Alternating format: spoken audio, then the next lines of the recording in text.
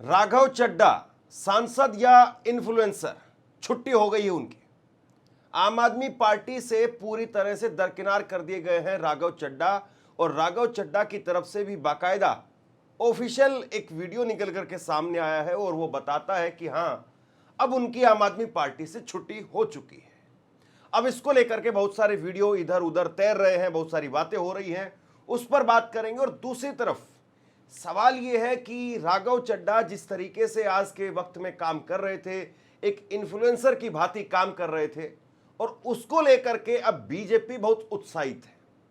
राघव चड्ढा की पक्ष में पूरी तरह से बीजेपी उतर आई है और बीजेपी के बहुत सारे नेता इस वक्त में राघव चड्ढा की तरफ से बैटिंग करते हुए नजर आ रहे हैं।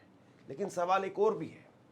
सवाल यह भी है कि एक तरफ एक सांसद जो इन्फ्लुएंसर की भांति काम कर रहे थे, उनकी वाहवाही भी हो रही थी, और उनकी वाहवाही में बीजेपी आ गई है। और वहीं दूसरी तरफ बहुत सारे ऐसे सोशल मीडिया इन्फ्लुएंसर हैं, बहुत सारे ऐसे लोग हैं जो अलग अलग चैनल्स में, अलग अलग संस्थाओं में काम कर रहे थे और बहुत शानदार तरीके से काम कर रहे थे, लेकिन उनको वहां से निकाल दिया गया और अब वो अलग अलग सोशल मीडिया प्लेटफॉर्म्स पर काम कर रहे हैं, अपनी संस्थाएं बना करके काम कर रहे हैं, और वहां पर ताले जड़ दिए गए हैं, वहां पर अकाउंट फ्रीज कर दिए गए हैं, लॉक कर दिए गए हैं। तो सवाल इस बात का है कि मोदी साहब एक तरफ उनकी जो नीति है, उनकी जो रणनीति है, वो राघव चड्ढा जैसे लोगों को पसंद आती है और वो उनको पसंद आते हैं, और दूसरी तरफ कुछ बोलने वाले लोग, उनके अकाउंट बंद करवा दिए जाते हैं। इन्हीं दो खबरों पर आज बात करेंगे। राघव चड्ढा को लेकर के क्या कुछ कहा जा रहा है, उस पर बात करते हैं, और राघव चड्ढा ने क्या कुछ खुद कहा है वो भी मैं आपको बताने जा रहा हूं। और उसके साथ साथ दिल्ली के अंदर एक बड़ी प्रेस कॉन्फ्रेंस हुई और उस प्रेस कॉन्फ्रेंस के अंदर बहुत सारे पत्रकारों ने अपना पक्ष सामने रखा, और बहुत सारे अकाउंट पिछले कुछ घंटों से, कुछ दिनों से बंद किए गए हैं। लगातार एफआईआर हो रही है, लगातार अकाउंट ब्लॉक किए जा रहे हैं। उस पर भी बात जरूरी है, क्योंकि एक ना एक दिन नंबर तो सबका आएगा। जो चुप है उसको लगता है कि उसका नंबर नहीं आएगा, या जो चुप है उसको लगता है कि वो बच जाएगा, तो शायद वो गलतफहमी में है। बात सबसे पहले राघव चड्ढा की। राघव चड्ढा वो पिछले कुछ दिनों से लगातार संसद के अंदर कभी समोसे को लेकर के, चाय को लेकर के, एयरपोर्ट को लेकर के, या फिर डिलीवरी बॉयज को लेकर के इस तरह के मुद्दे उठा रहे थे। इस तरह के मुद्दों पर उनको तालियां भी मिल रही थी, वो तालियां भी ले रहे थे। लेकिन राघव चड्ढा कभी नजर नहीं आए। एसआईआर का कोई मुद्दा हो, वो कभी सड़क पर या कभी संसद में उनका कोई बयान सामने आया हो, कभी ऐसा नजर नहीं आया। कभी कोई अडानी अंबानी का कोई इशू हो और उस पर राघव चड्ढा का कोई बयान हो, वो भी नजर नहीं आया। राघव चड्ढा ने कभी जजों का जिस तरीके से मामला निकल करके सामने आया, या महाभियोग का मामला था, उस पर भी चुप्पी साधी रखी, या अभी सोशल मीडिया के जो अकाउंट्स ब्लॉक किए जा रहे हैं उस पर भी उन्होंने कुछ नहीं कहा कि आखिरकार क्यों इतने अकाउंट ब्लॉक किए जा रहे हैं। बेसिकली मोदी, अमित शाह, जेपी नड्डा या फिर भारतीय जनता पार्टी के किसी भी नेता को डायरेक्टली वो घेरते हुए नजर नहीं आए। अब ऐसे में सवाल यह है कि चाय के साथ में भुजिया फ्री में मिलनी चाहिए। अगर आप ये मुद्दे उठाते हैं और आपको तालियां मिल जाती है, तो क्या वाकई आप इसी काम के लिए वहां पर गए हैं? ये काम तो सोशल मीडिया इन्फ्लुएंसर भी कर रहे हैं और करते भी रहेंगे और करना भी चाहिए। लेकिन आप जब सांसद हैं, तो सांसद रहते हुए आपने कौन कौन से पब्लिक इंटरेस्ट में बड़े काम करवाए, या जो वाकई लोगों की आवाज बन करके, मुखर होकर के बोल रहे हैं, उनको लेकर के आपने कितनी आवाज उठाई? अब राघव चड्ढा कह रहे हैं कि मुझे चुप करा दिया गया है, मुझे खामोश करा दिया गया है। तो राघव चड्ढा को सबसे पहले एक बार जरा सुन लीजिए। हालांकि आम आदमी पार्टी ने इनकी छुट्टी करवा दी है। आम आदमी पार्टी ने बाकायदा राज्यसभा सचिवालय को पत्र लिख करके कहा है कि इनको अब डिप्टी लीडर के पद से हटा दिया जाए और इनकी जगह पर अशोक मित्तल को रखा गया है, और इनका जो बोलने का समय है उस पर भी कैंची चलवा दी गई है, यानी अब उतना समय भी इनको नहीं मिलेगा। लेकिन ये सारी बातें तो अब मुझे लगता है कि पुरानी खबर है। अब नई खबर ये है कि राघव चड्ढा पूरी तरह से अलग हो चुके हैं और ये बीजेपी की तरफ जाते हुए दिखाई दे रहे हैं। मुझे जब जब पार्लियामेंट में बोलने का मौका मिलता है, मैं जनता के मुद्दे उठाता हूं, और शायद ऐसे टॉपिक्स उठाता हूं जिसे आमतौर पर संसद में नहीं उठाया जाता। लेकिन क्या जनता के मुद्दे उठाना, पब्लिक इश्यूज पे बात करना कोई अपराध है? क्या मैंने कोई गुनाह कर दिया, कोई गलती कर दी? Have I done something wrong? ये सवाल आज मैं इसलिए पूछ रहा हूं क्योंकि आम आदमी पार्टी ने राज्यसभा सेक्रेटेरिएट को ये कहा है कि राघव चड्ढा के पार्लियामेंट में बोलने पर रोक लगा दी जाए। जी हां, आम आदमी पार्टी ने पार्लियामेंट को ये सूचित किया है कि राघव चड्ढा को पार्लियामेंट में बोलने का मौका ना दिया जाए। अब भला कोई मेरे बोलने पर रोक क्यों लगाना चाहेगा? मैं तो जब बात करता हूं देश के आम आदमी की बात करता हूं। एयरपोर्ट पर मिल रहे महंगे खाने की बात रखी, जोमैटो ब्लिंकिट के डिलीवरी राइडर्स की प्रॉब्लम रखी, खाने में मिलावट का मुद्दा उठाया, टोल प्लाजा लूट से लेकर बैंक चार्जेस लूट की बात करी, यहाँ तक कि मिडिल क्लास पे टैक्स के बोझ से लेकर कंटेंट क्रिएटर्स पर स्ट्राइक क्यों करी जाती है, टेलीकॉम कंपनियां कैसे 12 महीने में 13 बार हमसे रिचार्ज कराती हैं, डेटा रोल ओवर नहीं देती हैं, रिचार्ज खत्म होने के बाद इनकमिंग रोक देती है, तमाम इश्यूज मैंने सदन में उठाए। अब बहुत सारी बातें निकल करके सामने आ रही हैं, सोशल मीडिया पर बहुत सारी चीजें चल रही हैं कि राघव चड्ढा वो एक बहुत कॉमन मैन थे या फिर ठीक ठाक तरीके से बस काम कर रहे थे और एक साधारण से कार्यकर्ता थे आम आदमी पार्टी के, और वहां से उठा करके फिर कैसे अरविंद केजरीवाल और आम आदमी पार्टी के जरिए ये कहां तक पहुंचे। फिर उसके बाद में परिणीति चोपड़ा के साथ में इनकी शादी हुई। हालांकि एक वक्त में अरविंद केजरीवाल को लेकर के भी बहुत सारी अफवाहें उड़ती थी इनके साथ में। तो राघव चड्ढा का जो करियर रहा, और उसके बाद में जब ये अरविंद केजरीवाल जेल में चले गए, जब पार्टी के तमाम नेता सड़क पर संघर्ष करते हुए दिखाई देते थे, उस वक्त में राघव चड्ढा वो आंख का ऑपरेशन करवाने के लिए लंदन चले गए। आंख का ऑपरेशन करवा करके आ गए, आंख से सब कुछ ठीक दिखाई दे रहा था, लेकिन इनके ना कोई ट्वीट थे, ना कोई भाषण था, ना कोई बयान था। अभी आम आदमी पार्टी की एक बड़ी जीत हुई जब शराब घोटाले के अंदर उनको बड़ी राहत मिली, एक तरीके से क्लीन चिट मिली, लेकिन इन्होंने एक भी ट्वीट, एक भी मीडिया बाइट या कहीं पर कुछ भी नहीं कहा। तो इसका मतलब क्या वाकई राघव चड्ढा पूरी तरह से बीजेपी की गोद में बहुत पहले बैठ चुके थे और अब अरविंद केजरीवाल को लगा कि सही समय आ गया है, इनको अब साइड में कर दिया जाए। पंजाब से राज्यसभा सांसद इनको बनाया गया, पंजाब के कितने मुद्दे उठाए। बड़े अफसोस के साथ ये कहना पड़ रहा है कि देश के तमाम मुद्दों पर जब सीईसी के खिलाफ प्रस्ताव आता है आप साइन नहीं करते। पश्चिम बंगाल में लोगों के वोट के अधिकार छीने जा रहे हैं। दिल्ली में हम लोगों ने देखा किस तरीके से चुनाव आयोग का दुरुपयोग हुआ।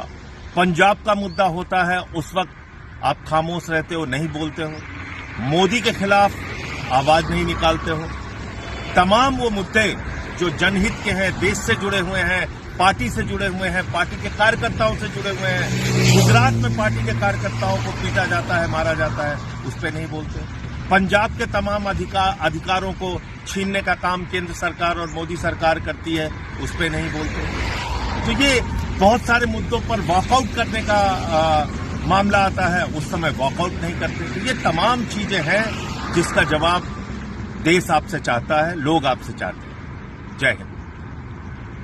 अब जरा एक दूसरी बड़ी बात करते हैं, दूसरा बड़ा मुद्दा, और वो है सोशल मीडिया पर अकाउंट्स धड़ाधड़ बंद किए जा रहे हैं।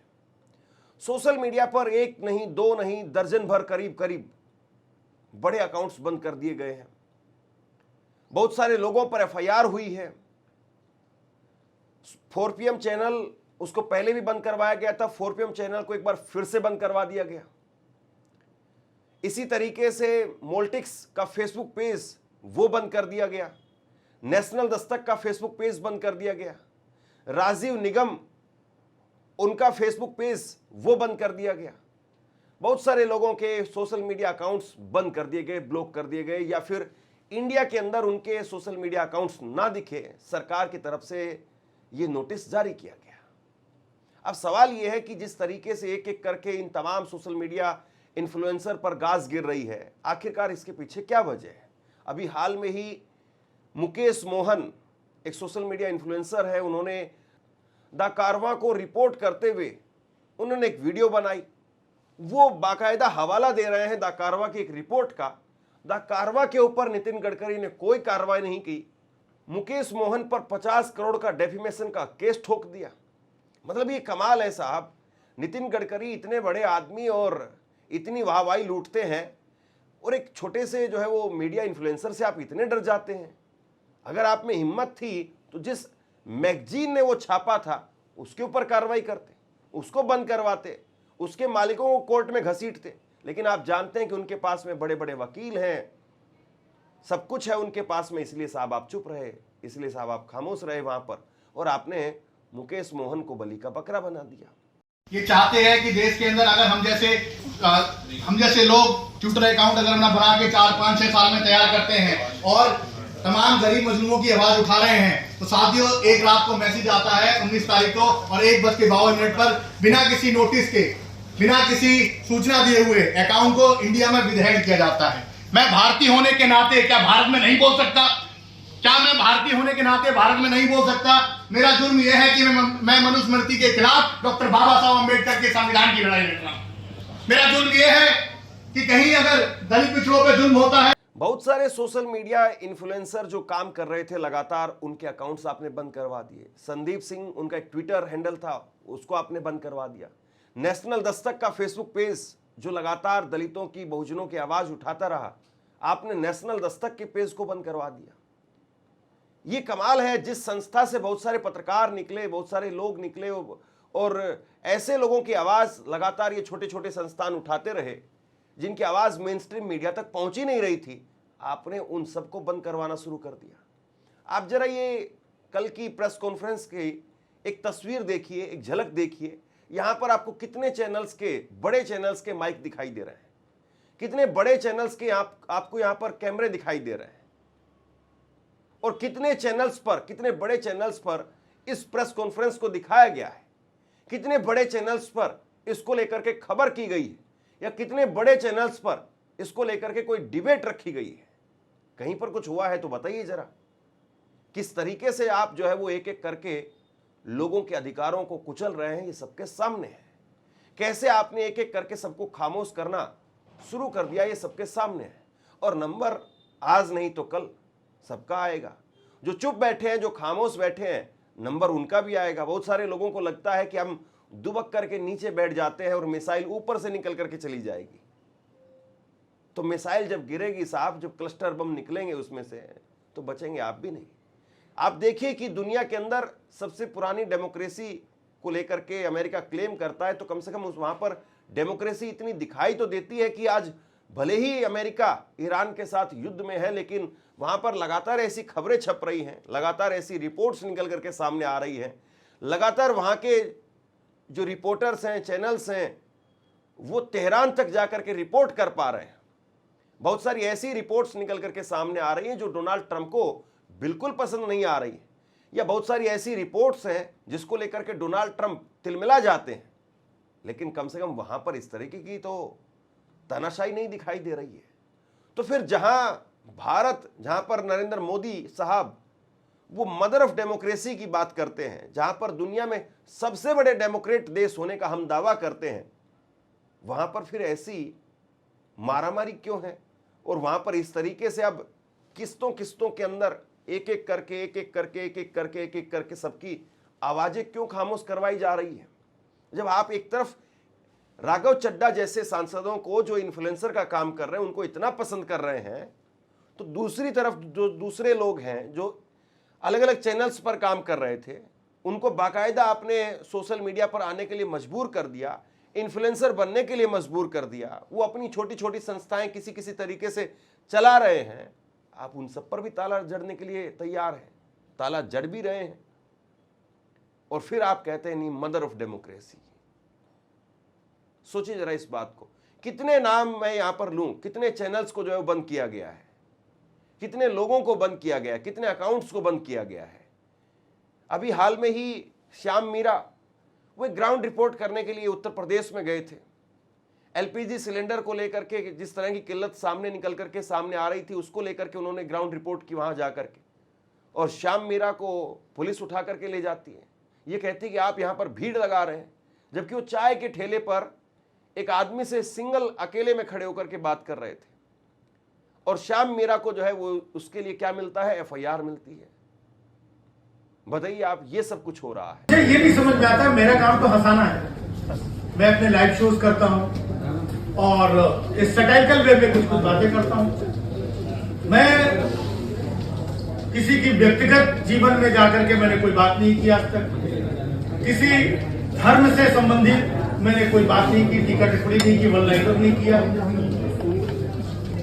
देश के बारे में हमेशा जो सोच रही है पॉजिटिव, वही बातें की है। तो हमने ऐसा कौन सा काम किया है?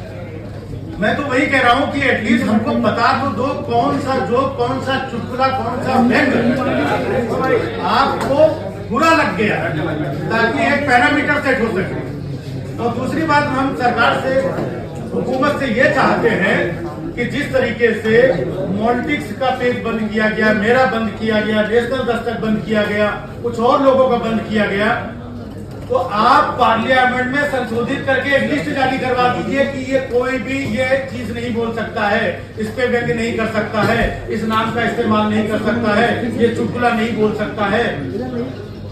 एक और ट्विटर हैंडल पर एफआईआर कर दी गई। खुरपेच नाम से एक ट्विटर अकाउंट है और उसने लगातार कई मौकों पर अलग अलग सरकारी खामियों को लोगों के सामने उजागर करने का काम किया है। बहुत सारी कमियां, बहुत सारी खामियां लोगों के सामने लाने का काम किया और अब खुरपेच के इस ट्विटर अकाउंट पर एफआईआर कर दी गई है। खुरपेच ने लिखा है कि एफएसएसएआई की धांधली, गलत तरीके से हुई भर्तियों को उजागर करने पर हमारे ऊपर एफआईआर की गई है। जो गलत है उन पर कार्रवाई करने की बजाय कार्रवाई उन पर की जा रही है जो देश हित में काम कर रहे हैं।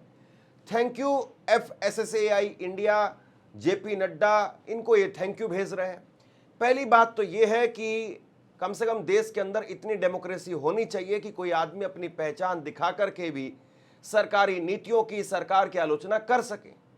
अब आपने माहौल ऐसा बना दिया है, बहुत सारे लोग वो अपना नाम सीधे तौर पर नहीं दिखा रहे हैं और उसके बाद में भी वो अच्छा काम कर रहे हैं, तब भी आपको सहन नहीं होता है, एफआईआर हो जाती है। आपसे कुछ कहना चाहता हूं, आज के वक्त में पत्रकारिता करना कितना मुश्किल काम है, लेकिन अगर ऐसे में भी कोई आपकी खबर दिखा रहा है, कोई आपके मुद्दे पर बात कर रहा है, तो आपको भी उसका साथ देना चाहिए।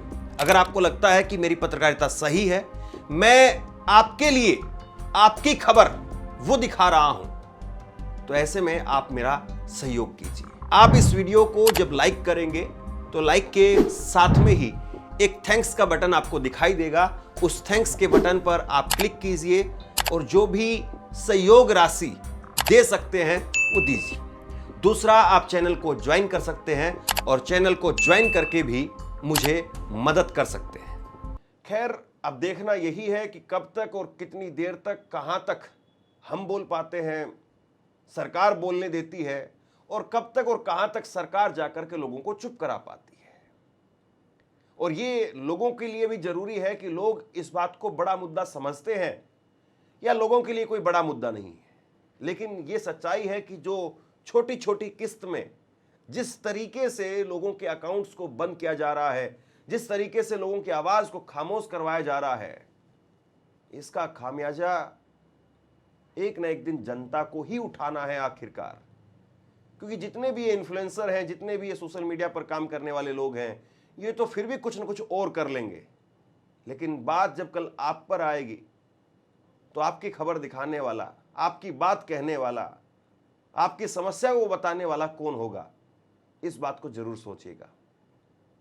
इस खबर को जरूर शेयर कीजिए ताकि लोगों तक एक सही खबर, एक सही परसेप्शन जरूर पहुंचे। बाकी आप क्या सोचते हैं नीचे कमेंट बॉक्स में लिख करके मुझे जरूर बताइए। चैनल को सब्सक्राइब कीजिए। शुक्रिया।